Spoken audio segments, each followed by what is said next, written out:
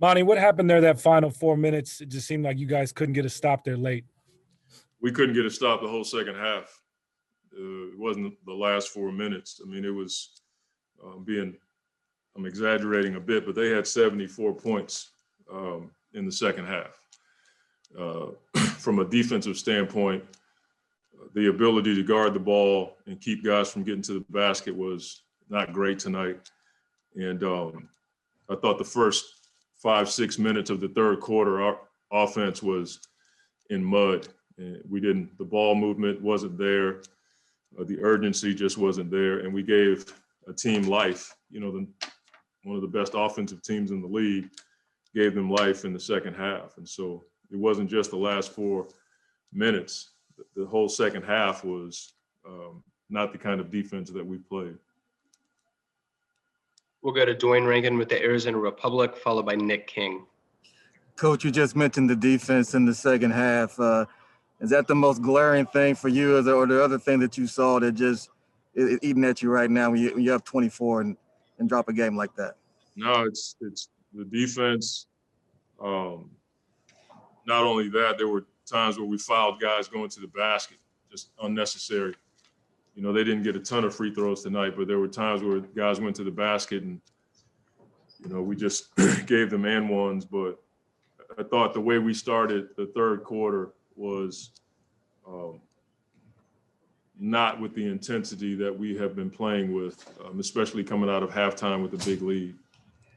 And just to follow up on that, you've always talked about growing from experiences and when you're playing this well and then you lose a game, it's hard to immediately move forward, but then you have to. So what things are you hoping that they learn tonight that'll help them move forward for next game? Well, you have to be honest about what happened tonight, but you also can point out the fact that we had a really good homestand, and we didn't close it out the way we wanted to, but, we've been playing really good basketball, and hopefully we can learn from that. The way we came out in the third quarter was really poor.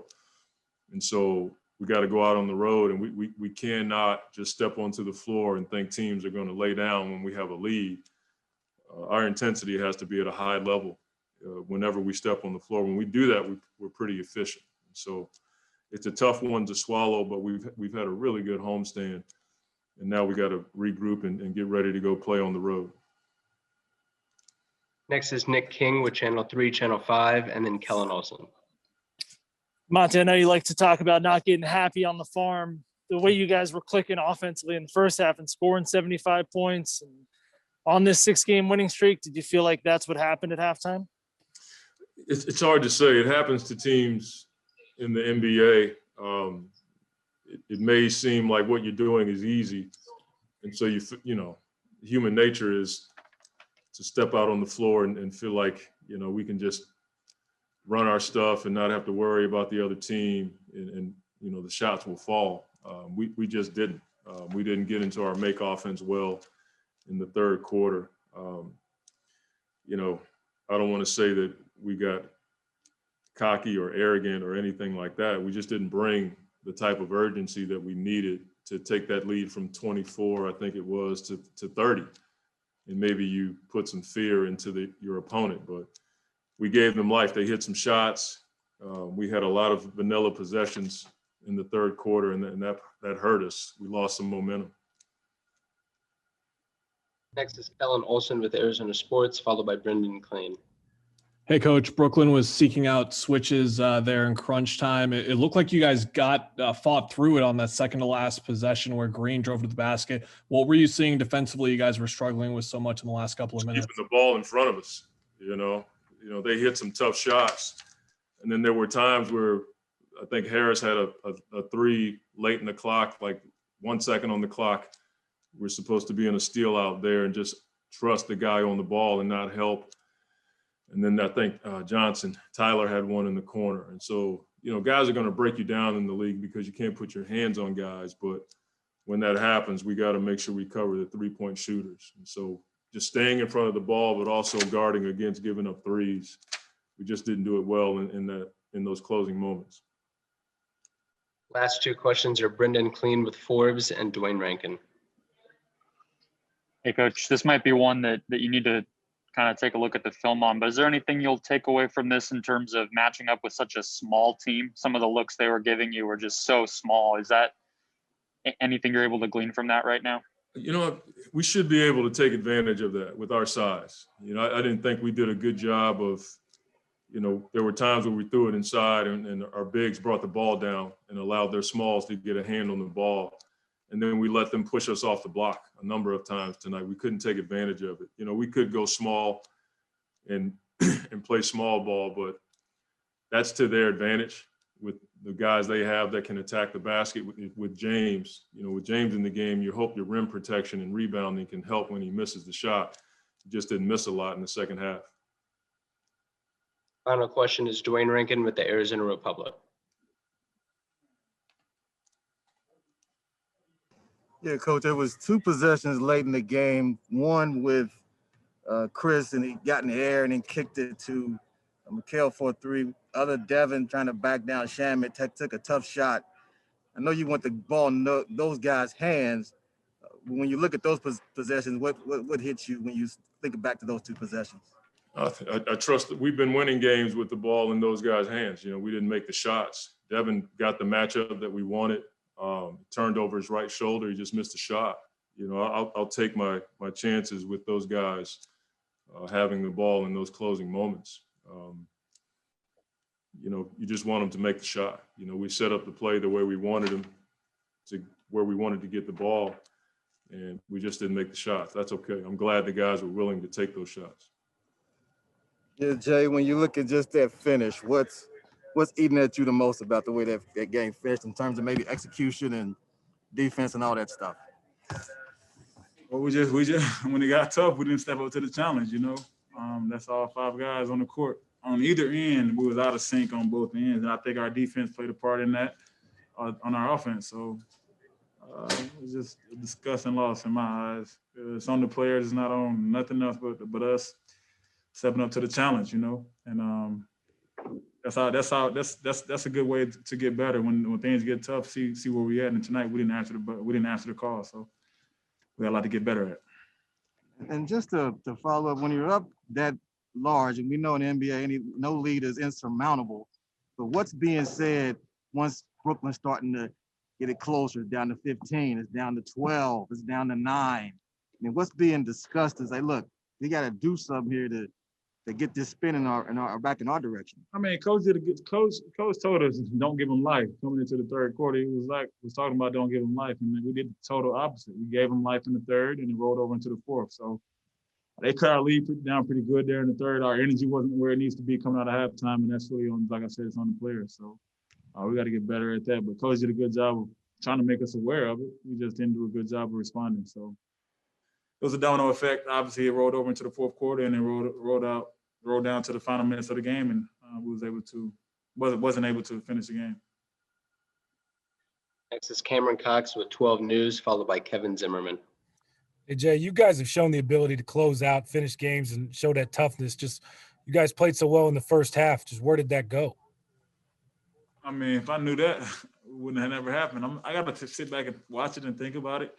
I really don't know. I just feel like our energy wasn't where it needs to be coming out of halftime, and I think it kind of domino effect from there, from all over the place on both ends of the court. I think the ball stuck a lot with ISOs, and we just didn't do a good job of getting good options, getting good looks at the rim. We were all getting tough looks, and we can do a better job of playing together, I feel like. And I just think our defense really made that tough on us. We felt pressure from our defense because we wasn't able to get stops.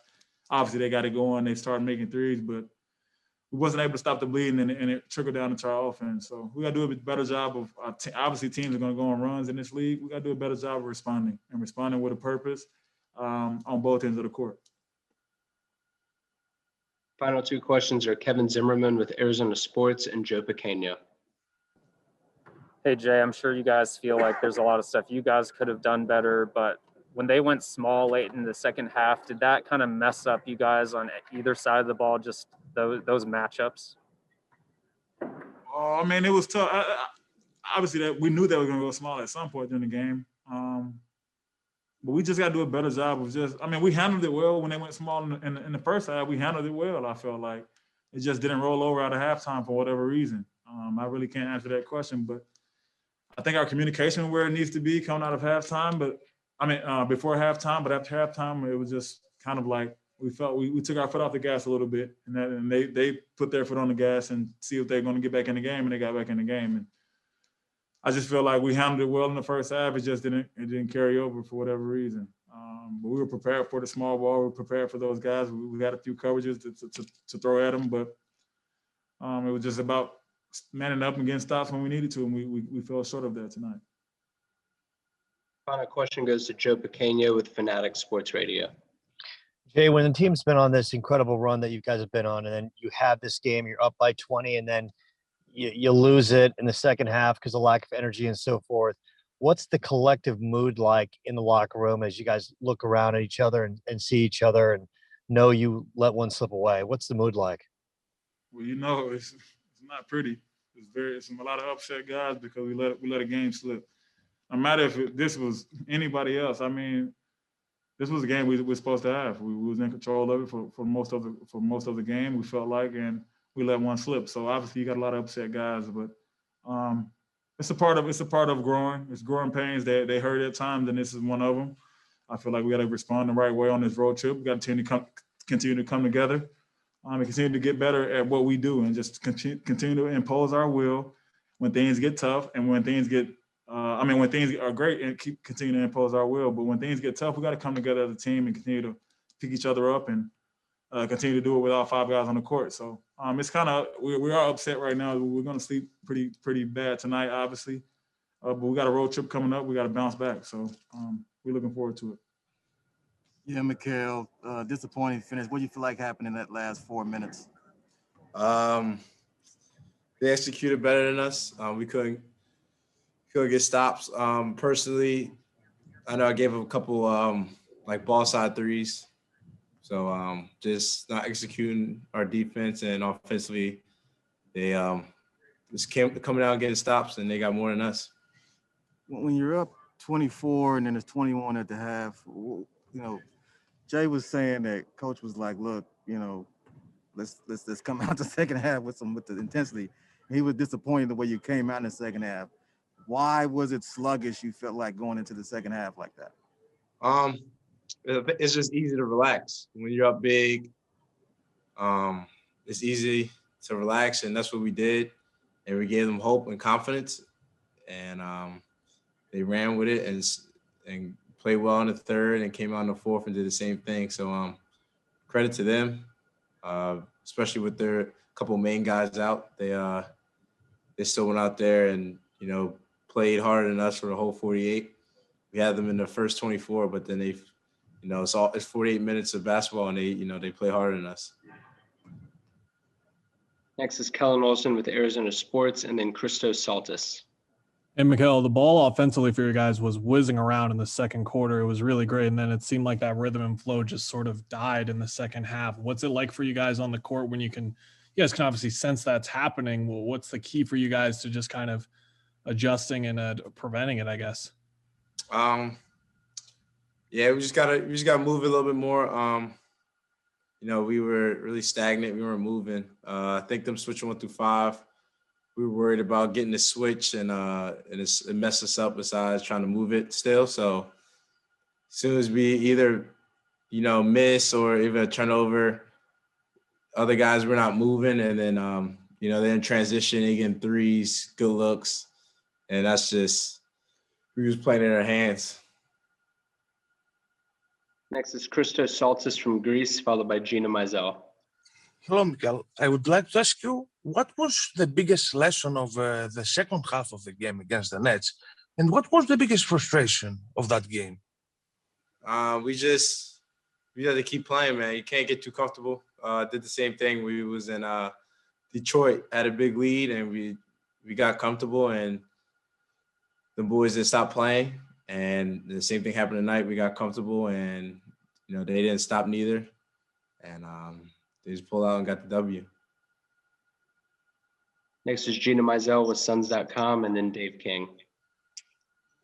Hey, Mikal, the last time that you guys weren't able to close out a game was that Oklahoma City game. And then that's sort of the last loss that you had and sparked this great run that you guys have been on the last couple of weeks. So I know tonight is not fun. I know it's inexcusable in your minds, but like, is there a sense of confidence that, okay, we have been able to regroup and go on a nice run after that, and we have shown that we can sort of correct things and learn from them and move forward?